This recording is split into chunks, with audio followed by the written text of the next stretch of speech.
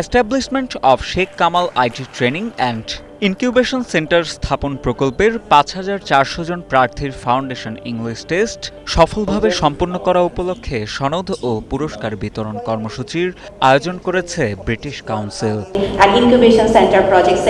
ঢাকার Radisson blue water গার্ডেনের উৎসব ব্যাংকোয়েট হলে ১২ জুন এ অনুষ্ঠান আয়োজিত হয়। ২০১৯ সাল থেকে এখনো পর্যন্ত বাংলাদেশ হাইটেক পার্ক কর্তৃপক্ষের আওতাধীন Sheikh Kamal IT training and incubation centre প্রকল্পের গর্বিত অংশীদার হিসেবে ব্রিটিশ কাউন্সিল ১৬,০০০ তরুণ কর্মী ও প্রার্থীদের ইংরেজি ভাষার দক্ষতা মূল্যায়ন করেছে।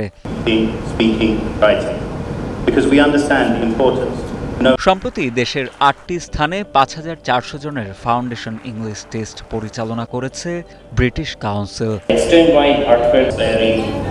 এই টেস্ট কর্মী ও প্রার্থীদের ইংরেজি দক্ষতা বাড়াতে এবং তাদের পেশাগত জীবনে উল্লেখযোগ্য পরিবর্তন নিয়ে আসতে গুরুত্বপূর্ণ ভূমিকা পালন করবে।